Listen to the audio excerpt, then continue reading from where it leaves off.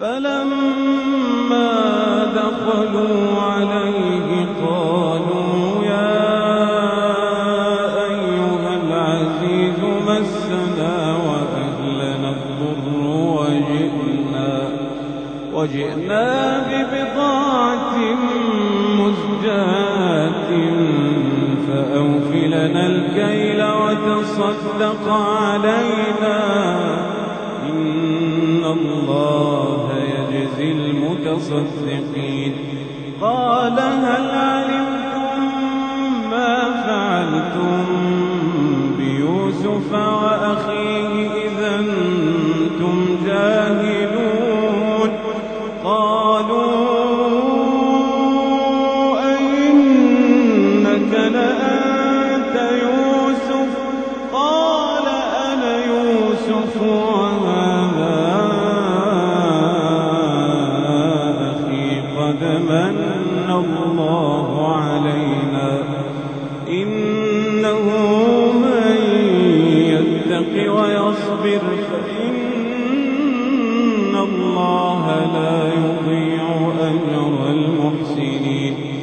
قالوا تالله لقد آثرك الله علينا وإن كنا لخاطئين.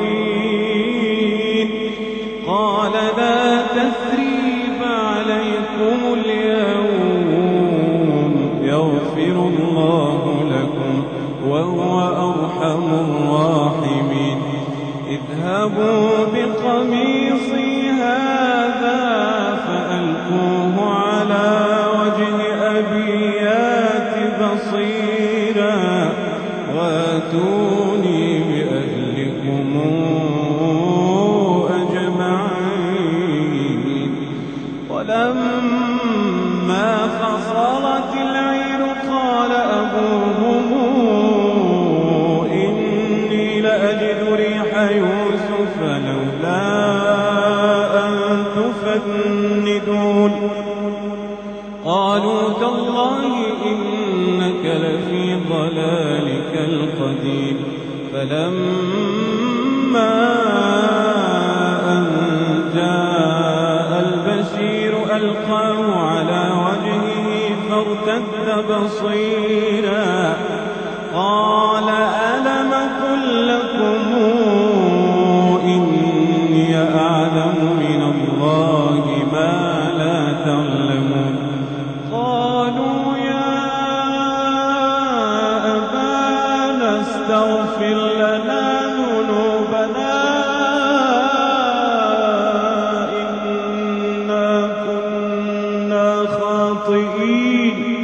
قال سوف أستغفر لكم ربي إنه هو الغفور الرحيم. فلما دخلوا على يوسف آوى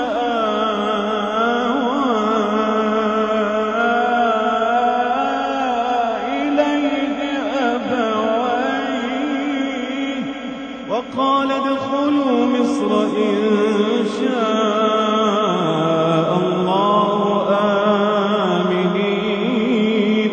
ورفع أبويه على العرش وخروا له سجدا وقال يا أبت هذا تاويل رؤياي من قبل قد جعلها ربي حقا وقد أحسن بي إذا أخرجني من السجن وجاء بكم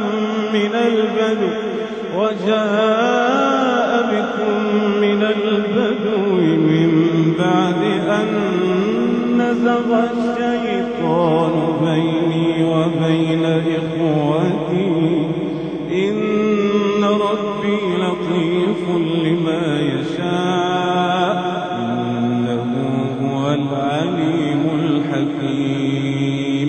رب قد آتيتني من الملك وعلمتني من تاويل الأحاديث فاطر السماوات والأرض أنت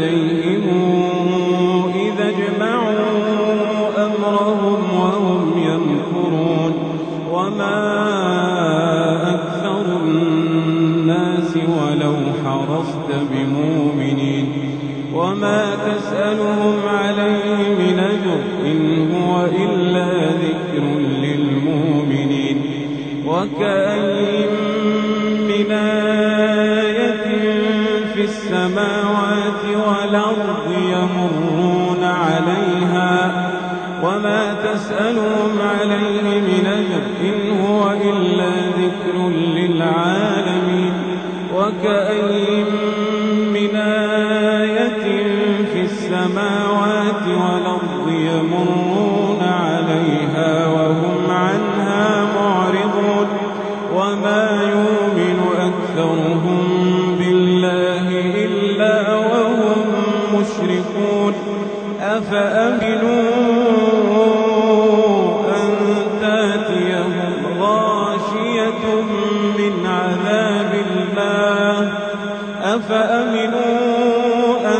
تأتيهم غاشية من عذاب الله أو تأتيهم الساعة بغتة وهم لا يشعرون قل هذه سبيلي أدعو إلى الله على بصيرة أنا ومن اتبعني وسبحان الله وما أنا من المشركين وما أرسلنا من قبلك إلا رجالا يوحى إليهم من أهل القرى أفلم يسيروا في الأرض فينظروا كيف كان عاقبة الذين من قبلهم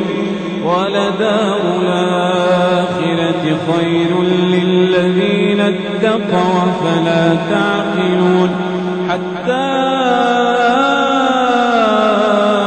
إذا استيأس الرسل وظنوا أنهم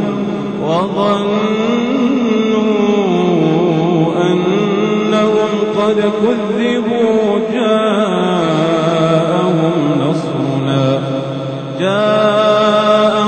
نصرنا فننجي من نشاء ولا يرد بأسنا عن القوم المجرمين لقد كان في